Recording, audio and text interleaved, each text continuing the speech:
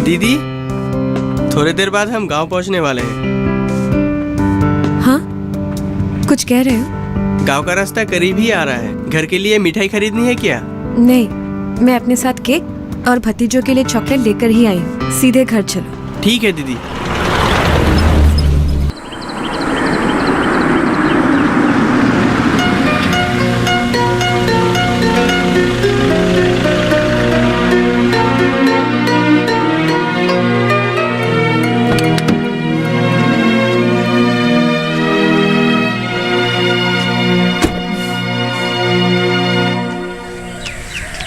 माँ, तबीयत ठीक है ना? ठीक है बेटी, तुम्हारा सेहरा ही सूखा हुआ लग रहा है। रास्ते में चाय नहीं पी थी क्या? बीच में एक बार पी थी। दोपहर का खाना घर में ही खाने की बात सोचकर बीच में कुछ नहीं खाया। खाना तैयार है ना? शायद तैयार है। बहू को रसोई में जाते देखा था। और रतन भी तो है। रतन कौन? रन ने उसे खाना बनाने के लिए रखा है। बहू को थोड़ी आसानी होती है। बच्चों के साथ भाभी घर का सारा काम कैसे संभाल पाएगी? रन भैया ने ठीक ही किया। दोनों भैया कहाँ हैं? पता नहीं कहाँ गए हैं। सुबह से किसी को देखा नहीं है। और बच्चे? किसी की आवाज नहीं सुनाई दे रही। उनकी ट्यूशन है। ओह, खाने के समय लौट आएंगे। अब अपना हाल बताओ, बच्चे कैसे हैं? सब ठीक है। दोनों आना चाहते थे, लेकिन नेहा को एलर्जी की शिकायत ना हो इसलिए साथ नहीं लेके आई। बेचारी, इसी परेशानी की वजह से वो अब तक यहाँ नहीं आ पाई है। इस बार गर्मियों की छुट्टियों में दोनों को लेके आऊंगी। अर्नब भी आएंगे। गर्मी में एलर्जी की ज्यादा परेशानी भी नहीं होगी। दोनों को देखने की बहुत इच्छा होती है। जोड़ों के दर्द के कारण कहीं जा भी नहीं सकती। इस बार गर्मी की छुट्टियों में दोनों को यहाँ जरूर भेज देना। भेज देना मतलब? मैं तो खुद चाहती हूँ वो जब चाहे तुम्हारे पास आकर रहे, पिताजी के बनाए हुए घर को देखे, उनकी माँ से जुड़ी हुई यादों वाली जगह को देखे, गांव के लोगों के साथ जान पहचान करे। मगर आ गई अनुपमा? हाँ भाभी। सुबह से माँ जी तुम्हारी राह देख रही है। मैंने बरामदे में बैठ के हवा नहीं लगाने को कहा था। रात में दर्द बढ़ सकता है। मेरी बात इन्होंने नहीं मानी। कब से इंतजार कर रही है। कब तुम्हारी गाड़ी की आवाज सुनेगी, कब तुम आओगी। हमने ऐसी माँ नहीं देखी है जिसके प्राण बेटी के ऊपर ही अटके रहते हैं। तुम बहुत खुशकिस्मत हो अनुपमा। पिताजी के गुजर जाने के बाद माँ काफी तन्हा हो गई है, इसलिए शायद इस तरह से मेरी राह देखती रहती है। क्या हम लोग नहीं है? पोता पोती है, मैं हूँ, रन है, राजा है, फिर भी माँ जी का ध्यान सारा तुम्हारे ऊपर ही अटका रहता है। धीरे धीरे शांत हो जाएगा माँ का मन। तुम बुरा मत मानना। पिताजी को गुजरे ज्यादा दिन नहीं हुए हैं ना, इसीलिए। दोनों भैया कहाँ हैं? आज तो ऑफिस भी बंद है। किसी काम से टाउन गए हैं, शाम तक आ जाएंगे। चलो अंदर चलते हैं। चलो आओ। पिछले 3 सालों में खेती में जो कामयाबी आपने हासिल की है उसकी चर्चा पूरे जिले में हो रही है। इससे हमारा भी गौरव बढ़ा है। सच बात तो यह है कि सर, मेरी कामयाबी के पीछे कई लोगों का साथ रहा है। सुना है आपके पिताजी को काफी तकलीफें उठानी पड़ी थी। आपने ठीक सुना है दास बाबू। हम लोगों की केवल 6 बीघा जमीन थी। 3 लोगों के परिवार का गुजारा पिताजी किसी तरह चलाते थे। एक दिन गांव में सैलाब आया और हमारे खेत में रेत बिछ गई। 10 साल तक उस जमीन में हम फसल पैदा नहीं कर पाए। यह कब की बात है? मैं तब 8-9 साल का था सर। जिस दिन सैलाब आया उस दिन हमारा सब कुछ तबाह हो गया। मेरी माँ सैलाब के साथ बह गई। पिताजी मुझे सीने से लगाकर पैर पर चढ़ गए और इसी तरह मेरी जान बच पाई। हे भगवान। हम लोग एक दिन एक रात पैर पर ही रहे। 2 दिन बाद पानी उतर गया। घुटने तक जमी रेत पर हम लोग माँ का शरीर ढूंढ नहीं पाए। उसके बाद सैलाब चला गया और हमारी बदकिस्मती शुरू हो गई। गांव के दूसरे लोगों के खेत में भी रेत जमी थी, मगर हमारी जैसी बुरी हालत किसी की भी नहीं हुई थी। खेती करने के लिए जब जमीन नहीं बची तो पिताजी दूसरे लोगों के खेतों में काम करने लगे और मैं भी उनका हाथ बताने लगा। इस तरह 10 साल बीत गए। पिताजी के गुजर जाने के बाद मैं ये गांव छोड़कर चला जाना चाहता था, मगर गांव से लगाव के कारण जा नहीं पाया। खेत फसल उगाने के लायक हुआ तो किसी ने बताया कि सरकार गरीब किसानों को बीज, खाद और पावर टिलर देने की योजना चला रही है। पिताजी की छोड़ी गई जमीन दिखाकर मैंने पावर टिलर लिया और आप लोगों के ऑफिस से खाद और बीज भी मिल गए। पहले साल ही 6 बीघा जमीन में 40 क्विंटल धान की पैदावार हुई। साल में 3 फसल उपजाने वाले आप अकेले किसान हैं गांव में। हम लोगों को आपका उदाहरण देते हैं। आपकी कामयाबी की कहानी से प्रेरित होकर आसपास के गांव के नौजवान भी नौकरी के पीछे दौड़ना छोड़कर खेती करने लगे हैं और अच्छा मुनाफा भी करने लगे हैं। इसलिए हम लोग आपको इस गांव का ही नहीं, समूचे इलाके का गौरव कहते हैं। ये तो आप लोगों का आशीर्वाद है। एक बात पूछना चाहता हूँ, आप बुरा तो नहीं मानेंगे? नहीं सर, मैं जानता हूँ बुरी लगने वाली बात आप मुझे पूछ नहीं सकते। हम पिछले 3 सालों से आपके साथ काम कर रहे हैं। आपकी आर्थिक हैसियत भी बहुत अच्छी हो चुकी है। हमें लगता है कि अब आपको घर बसा लेना चाहिए। इस विषय पर हम लोग कई दिनों से चर्चा कर रहे हैं। आप जैसे ईमानदार और सच्चे लोग दुनिया में कम ही नजर आते हैं। आपसे हम लोगों को लगाव हो गया है, इसीलिए हम लोग ये बात कह रहे हैं। आपने कुछ सोचा है? आप लोगों ने सही बोला है। घर बसाने की मेरी उम्र हो चुकी है। सिर पर किसी का साया नहीं होने के कारण से कभी इसके बारे में सोचा नहीं। आपने गलत नहीं कहा है।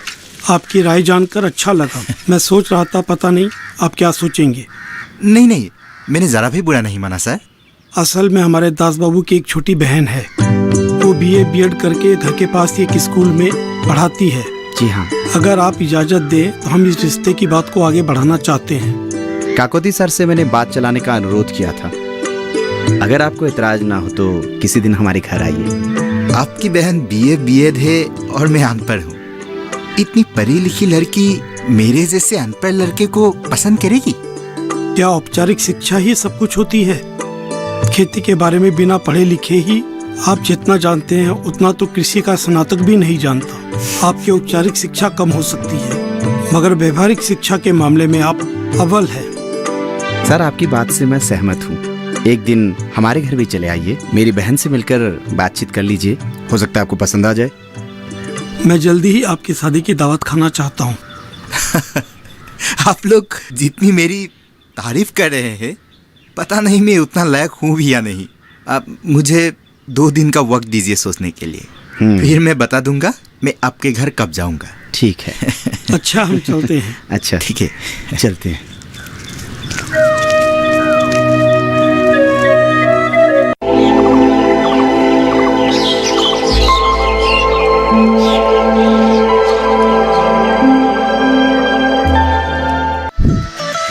खुशहाल होंगे खेत, पशु रहेंगे स्वस्थ, सरकारी स्कीम का होगा लाभ, जब एक्सपर्ट्स का मिलेगा साथ, आपके सवाल विशेषज्ञों के जवाब, सिर्फ एक फोन कॉल की दूरी पर।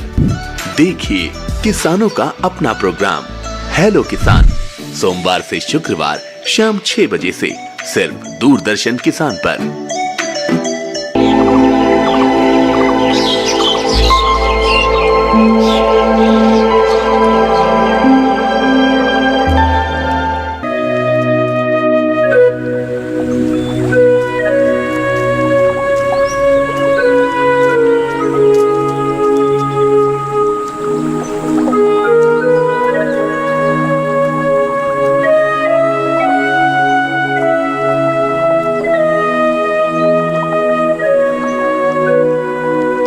गाय चरा रहे हो?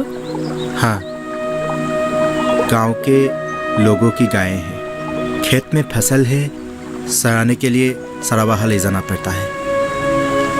तुम्हें बहुत तकलीफ उठानी पड़ती है ना।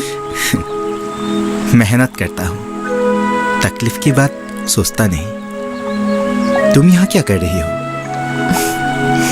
यूं ही नदी किनारे आना अच्छा लगता है। क्यों? उस दिन की बात याद आ जाती है। नदी किनारे फिसलने पर तुमने जो मेरी जान बचाई थी। तुम्हें कभी मरने नहीं दूंगा। क्यों? मैं तुम्हारी क्या लगती हूँ? देवी हो तुम मेरी आराधना की। ऐसा मत कहो, मैं भी साधारण इंसान ही हूँ। जानता हूँ, मगर तुम तो मेरे लिए देवी ही हो।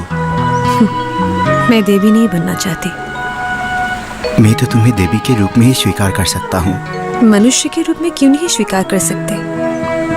बोना अगर चांद को छूने की कोशिश करेगा तो छू पाएगा? तुम बहुत ऊंचे हो, उस सेमल के पेड़ से भी ऊंचे। बाहें फैलाओगे तो चांद, सूरज, सितारों को पा सकोगे। तुम ऐसा सोचती होगी। यही सच है। फिर भी मैं तुम्हें छू नहीं सकता।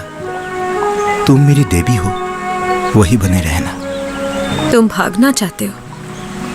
नहीं, हकीकत को स्वीकार कर रहा हूँ। कैसी हकीकत? आंखों के सामने सैलाब में माँ बह गई। पिताजी के साथ मैं देखता रहा, कुछ कह नहीं पाया। मैं नहीं जानती थी। बहुत बातें तुम नहीं जानती। तुम्हें हासिल कर मैं बड़ा नहीं हो पाऊंगा, मगर तुम छोटी हो जाओगी। किस तरह? तुम्हारे माँ, पिताजी, भैया के सिर झुक जाएंगे। परिवार में सबके सिर को झुकाकर तुम किस तरह ऊंची हो सकती हो? तुमसे प्यार करती हूँ, क्या इतना ही काफी नहीं है? नहीं, माँ के मरने पर मैंने इस सच को स्वीकार किया। पिताजी के थके हारे शरीर में मैंने इस सच को महसूस किया है। धूप कीचड़ में भटकते हुए मैंने इस सच को महसूस किया है। अब सूरज डूबने वाला है। मुझे लौट जाने के लिए कह रहे हो? जो सच है उसे स्वीकार कर लेना चाहिए। तुम्हें भुलाना मेरे लिए मौत के बराबर होगा। जीवन भर दिल में रहोगी, मेरी आराध्य देवी बनकर। मुझे मनुष्य ही बने रहने दो। नामुमकिन।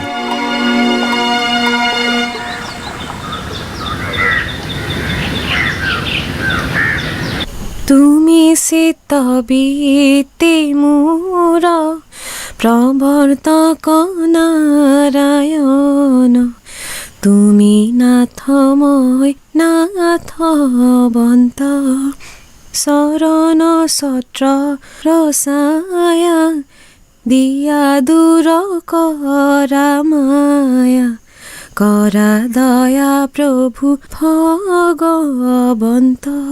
देवों की आराधना वाली प्रार्थना किसी मृतक को याद करके नहीं गानी चाहिए बेटी। पिताजी ही मेरे ईश्वर है। अपने दिल में पिताजी की मौजूदगी मैं हमेशा महसूस करती हूँ।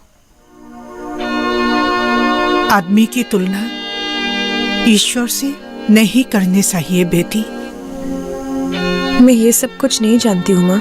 तुम्हारे दिल की बात मैं समझ सकती हूँ। तुम्हारी गृहस्थी है जिसमें तुम व्यस्त रह सकती हो। मेरी तरफ देखो, एक दिन मेरे पास सब कुछ था। प्यार करने वाले पति थे, रॉन, राजा और तुम भी थी। फिर तुम ससुराल चली गई। रॉन ने भी घर बसा लिया। कल राजा का भी घर बस जाएगा। उनके जीवन में, तुम्हारे जीवन में अब मेरी कोई जरूरत ही नहीं रह गई।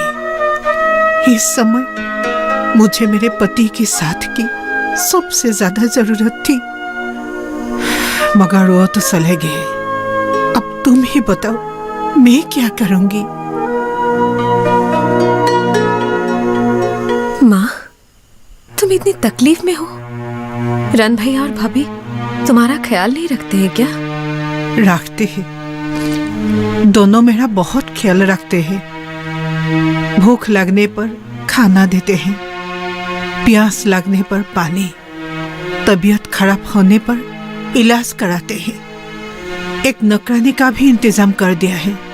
और राजा भैया? घर आते जाते वक्त मेरा हाल पूछता है। तीनों मेरा बहुत ख्याल रखते हैं। किस्मत से ही मुझे ऐसे बच्चे मिले हैं। मुझे इनसे कोई शिकायत नहीं। तो फिर भी बुढ़ापे की पीड़ा हर वक्त मुझे परेशान करती रहती है।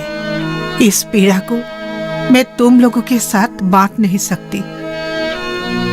जो मुझे सहारा दे सकते थे वो मुझे तन्हा चढ़कर चले गए। तुम ऐसी बातें मत करो माँ। पिताजी को खोने का गम मुझे भी हमेशा परेशान करता है। अगर तुम खुश नहीं रहोगी तो तुमसे दूर मैं कैसे ठीक रह पाऊंगी? अर्नब और बच्चों को अगर ये सब पता चला तो वे मुझे तुम्हें साथ ले जाने के लिए कहेंगे। नहीं नहीं, ये घर छोड़कर मैं कहीं नहीं जाऊंगी। 40 साल अपने पति के साथ मैंने जिस घर में जिंदगी गुजारी है, उस घर को छोड़कर मैं कहाँ जा सकती हूँ? यही दम तोड़कर मैं उनके पास जाना चाहती हूँ बेटी। माँ, ओ पैदल मारी मारी मारी मारी मारी मारी ओ भंटी साइकिल चलाई जाऊं पदुली रतन? एरी एरी एरी एरी रतन? एरी एरी ओ भंटी तुम रतन। हाँ भाभी। ओहो आप हैं। सब्जी मुझे दो, मैं काट देती हूँ। मैं काट लेता हूँ दीदी। मैं काट लूंगी, तुम जाओ। लीजिए। चलो।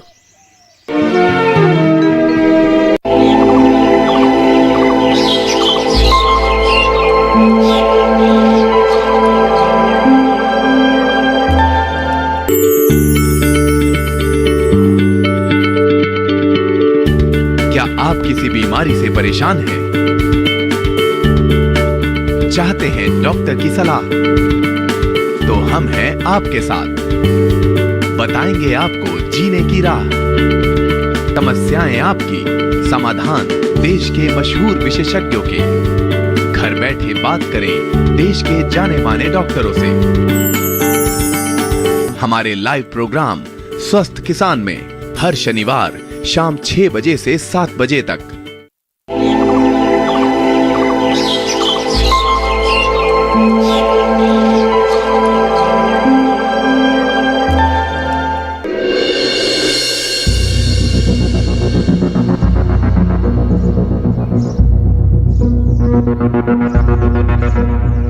तुम अब ये काम भी करने लगी? रतन का हाथ बटा देती हूँ। तुम्हें तकलीफ करने की क्या जरूरत है? मैं हूँ ना। आपको बच्चों की देखभाल भी तो करनी है, इसीलिए मैंने सोचा मैं ही कुछ मदद कर देती हूँ। 2 दिन के लिए आकर तुम मेरी क्या मदद कर सकती हो? अपना घर खुद को ही संभालना पड़ता है। मैंने सोचा था सब्जी काट दूंगी तो रतन की मदद हो जाएगी।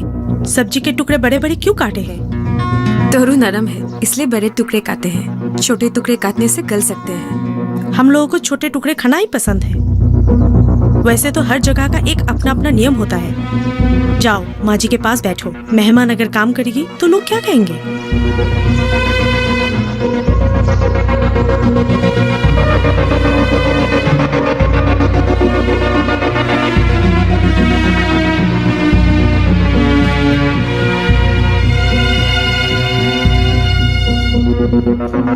शादी करके विदा हुए कितने साल हो गए, फिर भी इतनी जल्दी जल्दी मायके आने वाली लड़की दूसरी कहीं नहीं दिखी है। पति है, बच्चे हैं, पता नहीं किस मोह से बार बार घर आ जाती है।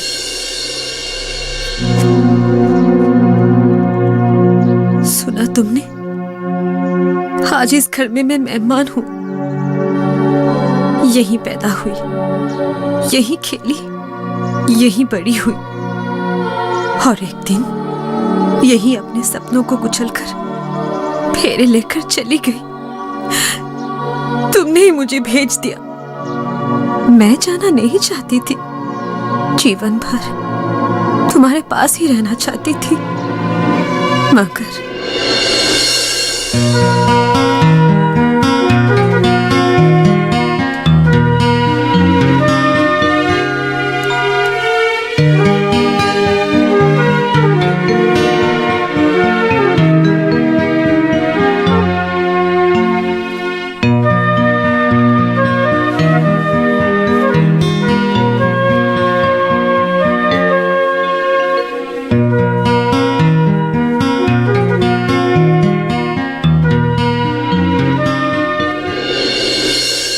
सब क्या कह रहे हो?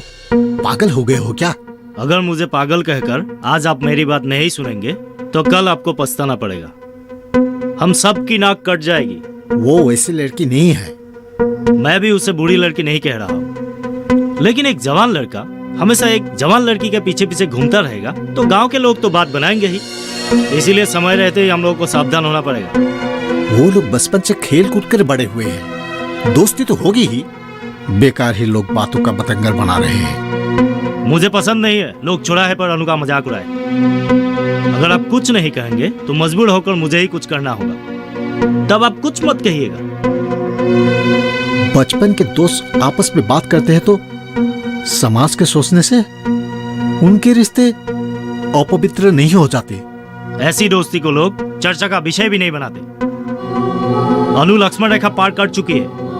तुम बेवजह नाराज हो रहे हो। मुझे उस पर पूरा भरोसा है।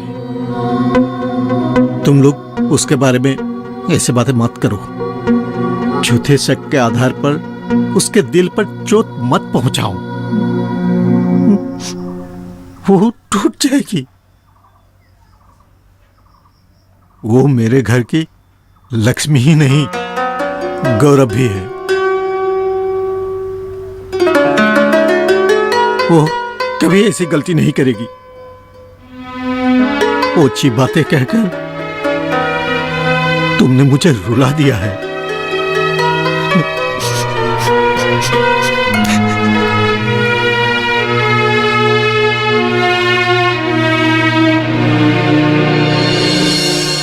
आपकी बात सुनने के बाद मैंने अपने दिल के हर दरवाजे बंद कर दिए। मैं उससे प्यार करती थी, मगर आपको नहीं बताया। आपने भी ज्यादा इंतजार नहीं किया। अर्नब के साथ मेरा रिश्ता पक्का कर दिया।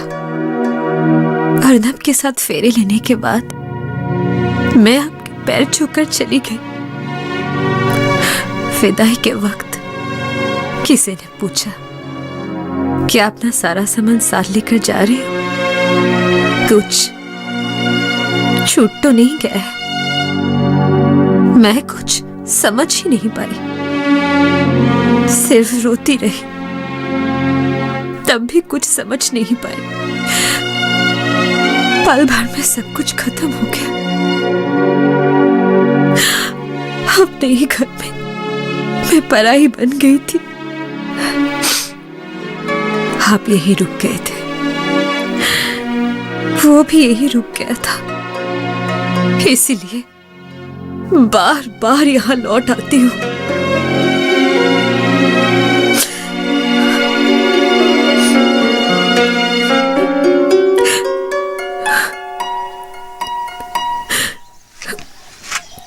क्या देख रही हो कि तुम्हारी माधवीलता बड़ी हो गई है?